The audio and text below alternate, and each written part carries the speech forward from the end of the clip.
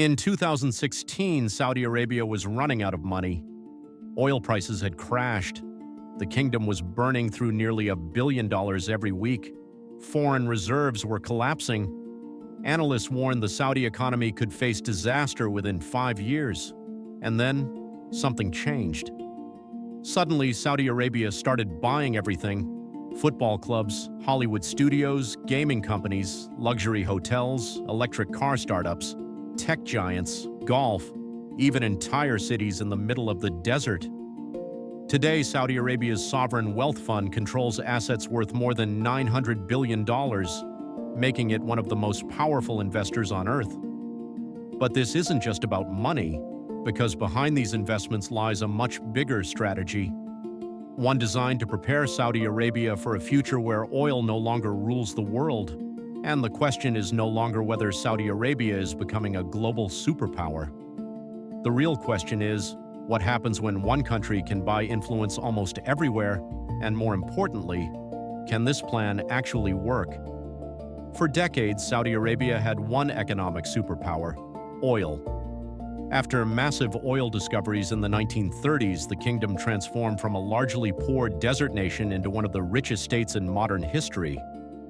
The engine behind that wealth was Saudi Aramco, the most profitable company on earth. At its peak, oil generated around 70 to 90% of Saudi government revenue.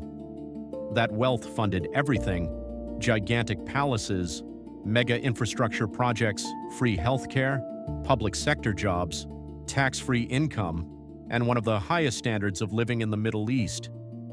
But there was a problem hidden beneath all that luxury.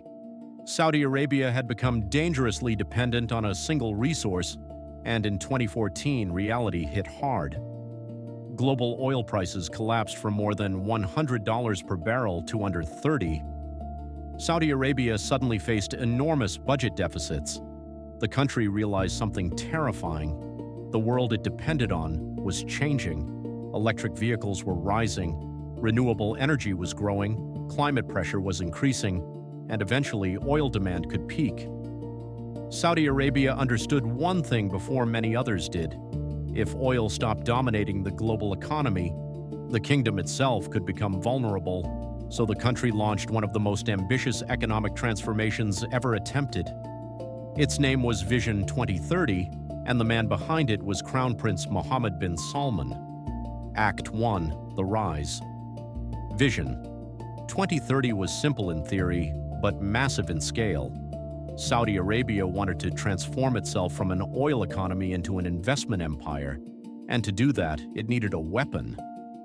That weapon became the Public Investment Fund, also known as the PIF. The PIF existed before, but under Mohammed bin Salman, it evolved into something entirely different: a financial giant. The strategy was aggressive: use oil money to buy stakes in the future, not just inside Saudi Arabia, but across the entire world. And the numbers became staggering. Saudi Arabia invested billions into companies like Uber, Lucid Motors, and Nintendo. It poured money into gaming through acquisitions tied to companies like Electronic Arts and Activision Blizzard. It bought Newcastle United in the English Premier League through a Saudi-led consortium. Suddenly, one of football's sleeping giants had almost unlimited financial backing. Then came golf. Saudi Arabia launched LEV Golf, a rival league that challenged the dominance of the PGA Tour using massive contracts worth hundreds of millions of dollars. Some players reportedly received deals so large, they were impossible to refuse. And it wasn't just sports. Saudi Arabia invested heavily in entertainment, tourism, AI, logistics, and luxury real estate. Meanwhile, inside the kingdom, construction exploded. Entire futuristic projects emerged from the desert. The most famous was NEOM, a planned megacity projected to cost hundreds of billions of dollars. A city with flying taxis, AI infrastructure, smart surveillance systems, and The Line, a proposed linear city stretching roughly 170 kilometers. The ambition was clear. Saudi Arabia no longer wanted to be known only for oil. It wanted to become a global center of finance, tourism, technology, sports, and influence. And for a while, the world seemed fascinated. Investors arrived, celebrities visited, executives lined up for partnerships.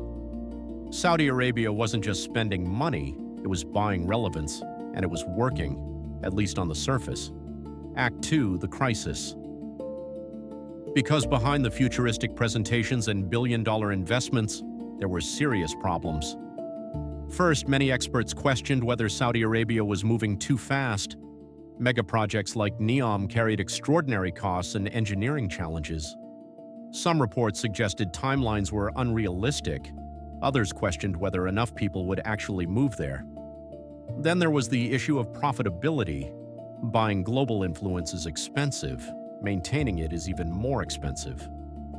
Saudi Arabia was investing enormous amounts of money into industries where success was far from guaranteed.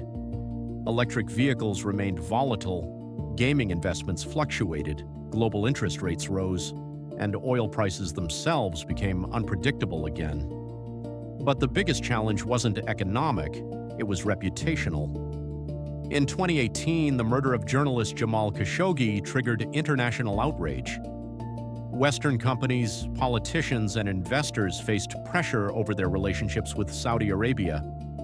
Critics accused the kingdom of using sports and entertainment investments to improve its global image, a strategy often referred to as sports washing. Suddenly, Saudi Arabia's global expansion became controversial. Some viewed the kingdom as visionary, others viewed it as dangerous. Yet, despite the criticism, the investments continued. Why? Because Saudi Arabia understood something extremely important about modern power. In today's world, influence is no longer controlled only by militaries or governments. It's controlled by capital, who funds the companies, who owns the infrastructure, who finances the entertainment, who shapes the future industries. And Saudi Arabia had realized that money could buy something even more valuable than assets: leverage. The kingdom became too important for many industries to ignore. Football needed the money, tech startups wanted the capital, Hollywood wanted investors, global finance wanted access. And slowly, Saudi Arabia positioned itself at the center of conversations that once excluded it. But beneath all of this remained one enormous question. Could Saudi Arabia actually escape oil dependence, or was the kingdom simply using oil wealth to delay an inevitable reckoning? And this is where the story becomes fascinating. Because Saudi Arabia may be attempting something no major oil state has ever successfully achieved at this scale, using fossil fuel wealth to build a post-oil future. If you're enjoying these deep investigations into how power and money shape the world, subscribe to BillionTrace, because the next decade will create entirely new winners and losers, and most people will only understand what happened after it's already too late. Act 3, the lesson. Saudi Arabia's transformation is not just a story about one country, it's a story about survival. The kingdom understands that oil alone cannot guarantee long-term dominance forever, so instead of waiting for the future to arrive, it's trying to buy its way into the future before anyone else does. And in many ways, the strategy is brilliant. Saudi Arabia still possesses one of the world's cheapest oil production systems. That means it can continue generating enormous cash flow while many competitors struggle. Then it reinvests those profits globally. It's essentially converting underground oil reserves into ownership of future industries. But there's another layer most people miss. Saudi Arabia isn't only buying companies, it's buying positioning. When global CEOs, athletes, influencers, politicians, and investors all become financially connected to the kingdom, Saudi Arabia gains something incredibly powerful: soft power, the ability to influence global conversations without force, and that may become more valuable than oil itself, but the risks remain enormous. Vision 2030 depends on execution, it depends on maintaining investor confidence, it depends on regional stability, and most importantly, it depends on whether Saudi Arabia can build a sustainable economy before the world fundamentally changes. History is filled with countries that became rich from natural resources and collapsed when those resources lost importance. Saudi Arabia is trying to avoid becoming one of them. And honestly, nobody knows if it will succeed. Because what the kingdom is attempting has almost no historical precedent. It is trying to reinvent an entire nation in real time while the entire world watches. Right now, Saudi Arabia is spending hundreds of billions of dollars to secure its place in the future. Some call it visionary, others call it reckless. But one thing is undeniable. The kingdom is reshaping global business, sports, technology, and politics faster than almost anyone expected. And if this strategy works, Saudi Arabia may become far more powerful in the post-oil world than it ever was during the oil age itself. But if it fails, it could become one of the most expensive transformation attempts in modern history, and that's what makes this story so important. Because this isn't just about Saudi Arabia, it's about what happens when a nation realizes its golden era may eventually end and decides to reinvent itself before the clock runs out. If you enjoyed this documentary, leave a like. It helps BillionTrace reach more viewers who love stories about power, money, and the hidden forces shaping the world.